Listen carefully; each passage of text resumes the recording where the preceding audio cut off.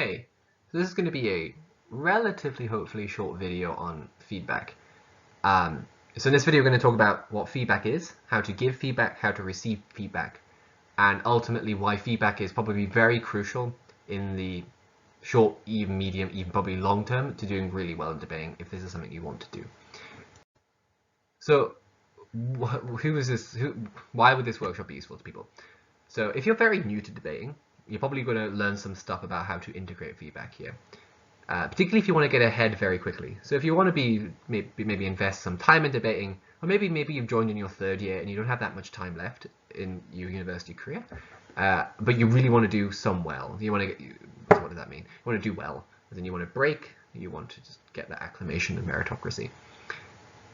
If you're a little bit more experienced, but you find yourself stagnating, maybe as a speaker or as a judge, this might be somewhat useful to you to understand how to get better. If you find that you maybe get feedback that is repetitive or uninformative, I'm going to talk about a little bit ways in which you can ask, how you can ask for specific pieces of feedback in ways that are going to be maximally constructive for you, especially when you go to competitions or you do spars. Because sometimes general feedback can be quite repetitive. So sometimes you may hear one judge saying the same thing over and over to you again. You're not actually solving the issue. So hopefully I'll show you a little bit some examples of how maybe you can use feedback more constructively. And maybe if you're in your partnership, right? It's like Euros, Worlds, prep season starting soon. You may have been partnered with somebody you didn't want to / unexpectedly to do so. And feedback can be essential for you to do well together. So this is split into two parts. So first, it's going to how to utilize feedback, and then we're going to talk about how to give effective feedback if you're a judge, or even if you're a partner to your partner, because that is also a very important form of feedback. So first, asking questions. First and foremost, if you're not going to your chair or your panel in a competition or in a spar to ask for personal feedback, why? If you're just here for debating for fun, then firstly, I'm not sure why you'll be watching this video. If you are watching this video just for fun, I don't think you're going to need to watch this unless for some reason you want to listen to me, which would be really sad. But if you are wanting to do well in debating, you must go up to your judges, even if you don't like your judges, and especially even if the OA and the call was wrong in your opinion. You must go and ask for feedback so that that mistake doesn't happen again. This allows you not to just discover round weaknesses, although some judges will give like general feedback. You want to know, even if they give general feedback, you want to know how that general feedback specifically applies to your team and also specifically applies to you. This is a way in which you can focus specifically on your strengths and weaknesses to a higher level of detail that the chair won't be able to give in the OA. The utility of this is that you can track consistent errors, right? The one general point of feedback that you want to learn is, am I making the same mistake? Like did I take a fourth because of impacting, and is impacting something I'm problematic with? Because then you have a target area, right? You know what you can focus on in prep, in drill sessions. You know in the next round what to focus on. But secondarily, and more importantly, you can evaluate improvements, right? If in a previous competition you got told that impacting was your problem, and you spent you did some work on maybe the SSDC training videos or in spars to work on impacting, and then you're still getting the same comment, this suggests that one, maybe you haven't understood what the feedback is, or you haven't understood what part of impacting is going wrong for you, or you need to maybe try something else when trying to improve yourself. Asking for feedback is the first step, but also asking for constructive feedback is really important. The ways in which you can ask for constructive feedback are asking for very specific questions. What you want to be asking is not just, how did you find my impacting? But, in the OA, you said that you did not buy my impact. What could I have done for you to have bought that impact? Or, if it's a responsive problem, what went wrong with my responsiveness? As in, why was this particular response, that I might closing opposition, why did it beat this preemption response, as in this analysis I provided opening government? This is a type of specific example you want to be learning for. And if you don't understand what they're saying, tell them you don't understand, ask for more clarification. Competitions, particularly if you're an internationals pairing, is essential for you to work this stuff out. Especially if you happen to see this judge on a regular basis and you don't happen to do very well with them.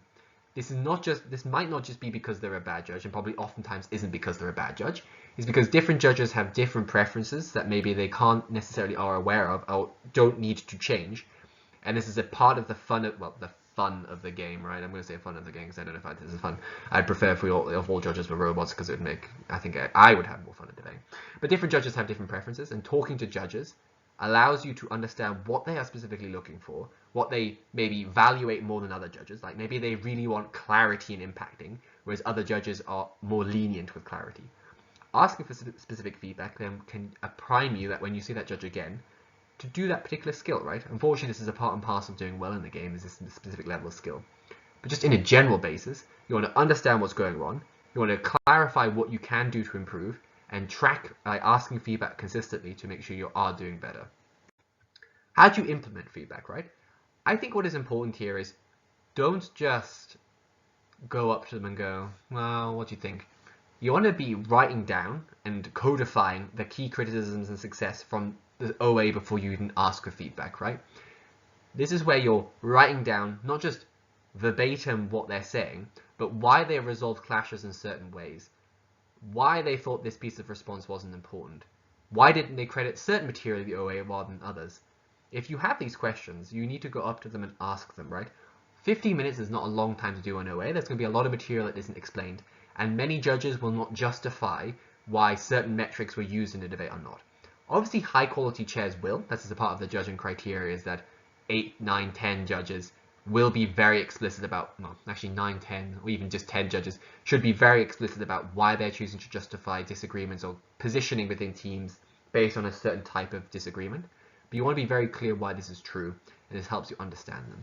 This means you could understand the specific feedback and implement it, right? This looks like spars, private drills, and then subsequent rounds that we're going to talk about. So let's look at some common problems that people get told, and now I'm going to explain how maybe you can go about solving them after you've discovered them.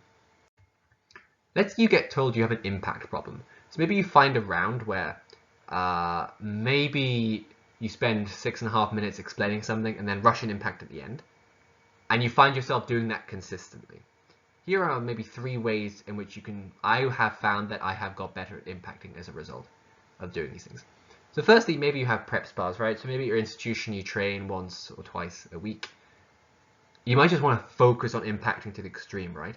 This means that when you give a speech, obviously prep sessions aren't about winning. You shouldn't go into a prep session with like your friends, and maybe you want to win sometimes, so it feels good. But if you really want to improve your skills, this requires training your skills, right? This doesn't mean winning. This means maybe spending 7 minutes just impacting, not proving an impact, not proving the importance of an impact, but just impacting it. So this could be like you choose one impact in prep. Even if you're in closing, you don't matter if it's been said by someone else. You just exhaust all the characterization why this impact is important, what this impact looks like, how this impact plays out in the world. And you just drill that into you. And then you ask the person who's judging you, well, obviously, imagine if they said, I didn't know what your impact was. That would be hilarious. If that's true, then maybe you don't know what the word impact means. But but this can be a very good way, and then you can slowly take those lessons, as in you will learn how to condense that impacting, and try it again by pulling in different pieces of analysis, etc. In private drills, this can just look like listing and articulating impacts. So getting a random motion from Hello Motions, listing all of the impacts you can potentially think of, and just saying out loud into your room or in your mind, or just thinking about the ways in which you articulate what those impacts are, why they are important impacts, and what they look like in the real world. A lot of debating is mode to memory, so when you see debaters giving argumentation, it's unlikely this is the first time they've ever thought about it or the first time they've ever said it. Likely they've said it many times and they're just almost doing from memory.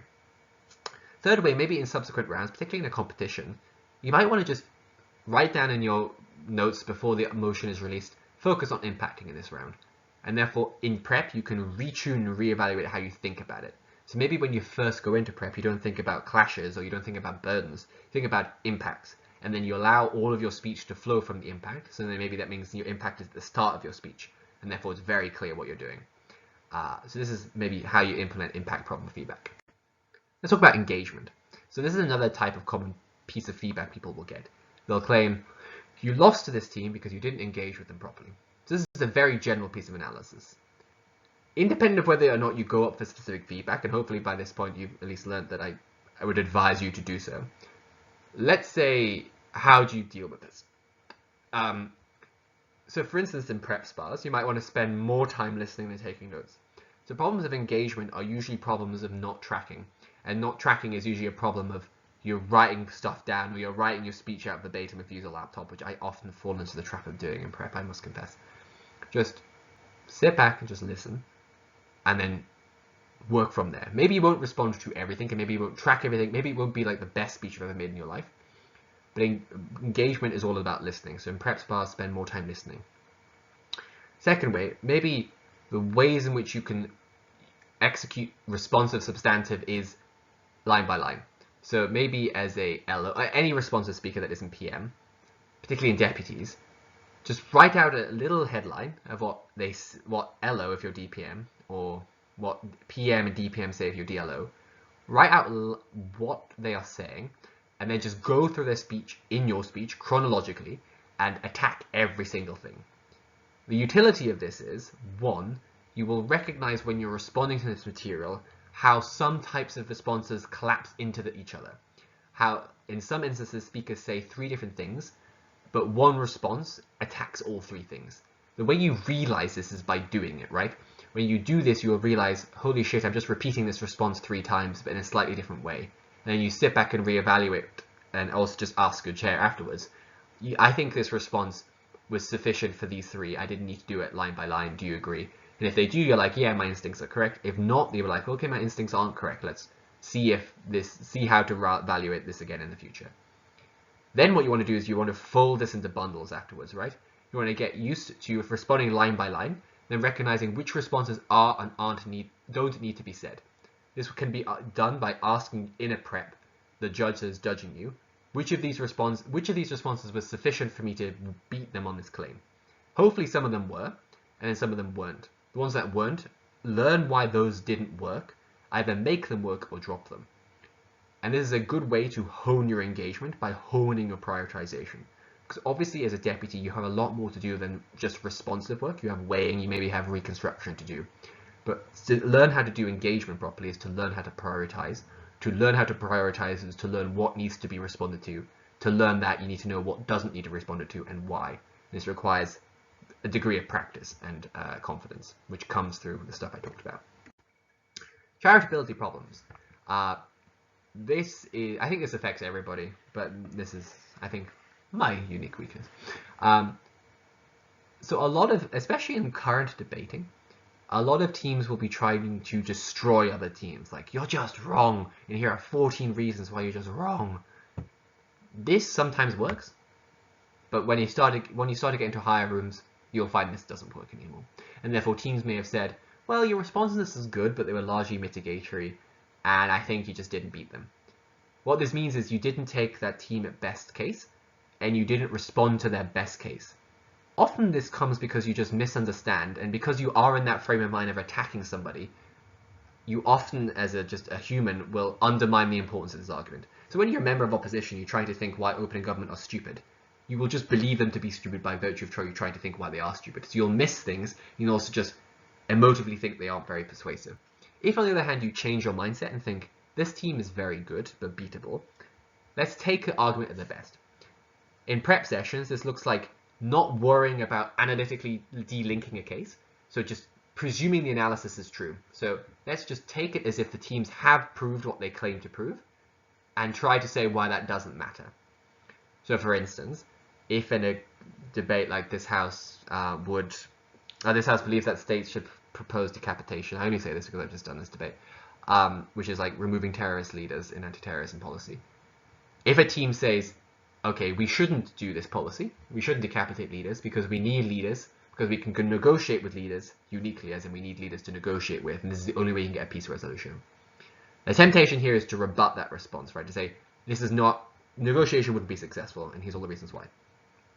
What you want to try to do if you have a charitability problem is not do that in prep. You just want to step back and go, let's just take that as true and claim why this isn't important, or this leads to a harm, not a benefit. For instance, negotiation is bad because you end up having concessions to the terrorists within power structures, and this is bad because the terrorists do bad stuff, or more sophisticated principle weighing if you want.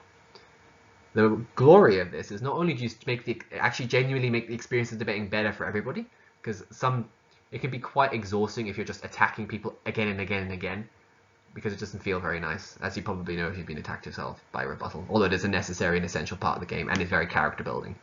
But you can just gratify your opponents, and to be honest with you, I've met judges who will be nicer to you in speaks and will be more likely to give you a first if you're just nice to your opponents by saying, that argument is pretty strong, but here is a way in which that argument is not important, i.e. you weigh it. What you want to do then is when you've got good at that skill, so in preps you'll regularly be able to beat teams not by claiming they are wrong and they haven't proven anything, but you prove why even if they have proven the thing they're proving, that is an argument that sides for your favor, which is just weighing, and you get good at that. Then you want to recombine these two skills, right? You want to bring this weighing back into your responsive work that probably is quite good.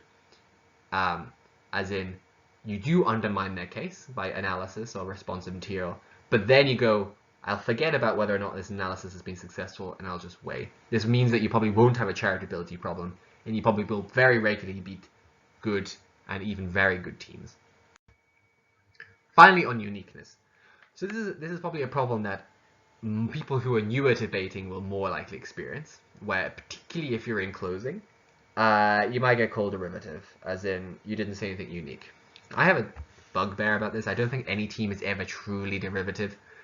I've never seen a team in my life that is truly derivative. Usually they have additional ways of, like additional reasons, but whatever. Judges have such limited times, and it's easier as a judge just to lump a team into a term like derivativeness, so they at least understand what you think about them.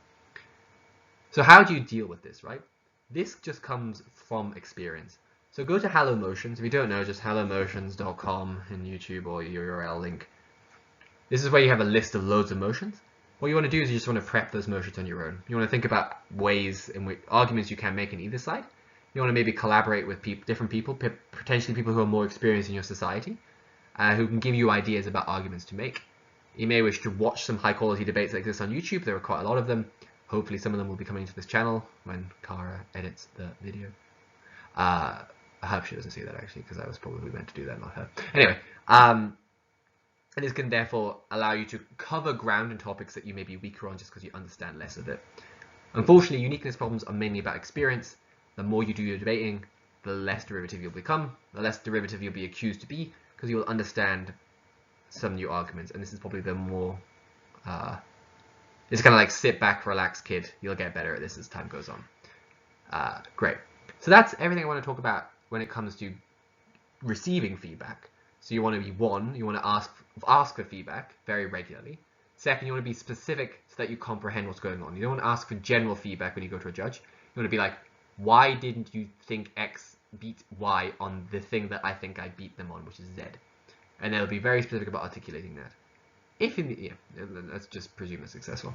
And then when you have identified the problem, track this problem, see if it regularly occurs to you, and if it does, and if it grounds into some of the examples I've given, i.e. impacts, persuasiveness, charitability, uniqueness, here are some ideas of how you get to deal with it. Essentially all oriented around being very diligent in prep about just focusing on that skill. And there are a lot of videos on the SSDC channel by this point about how you can improve each minutiae of these skills. Great.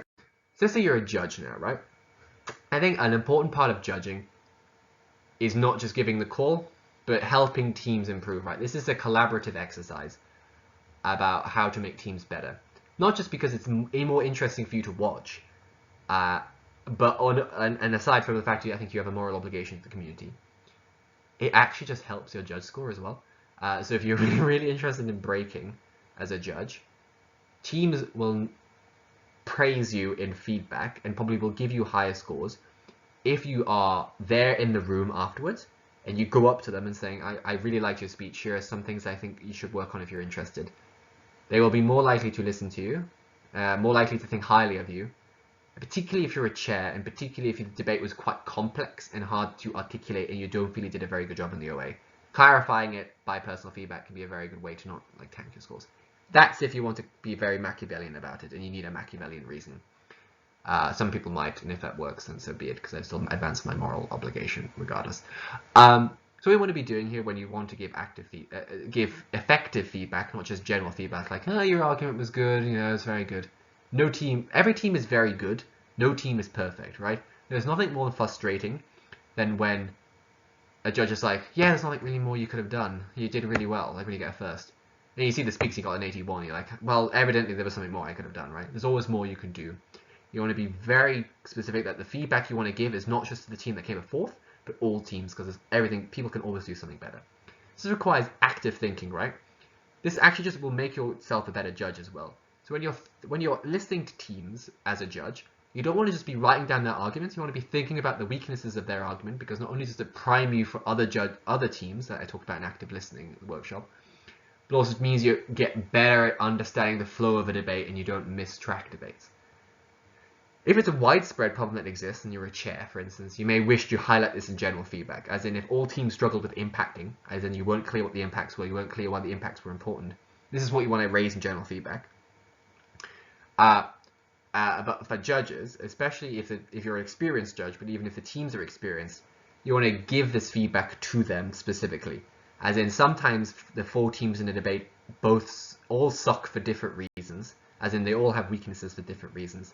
And you want to be very clear by writing down so that when they come to you, you can give them something that is concise, efficient, and actually useful. Because I do think this is something you should and ought to do.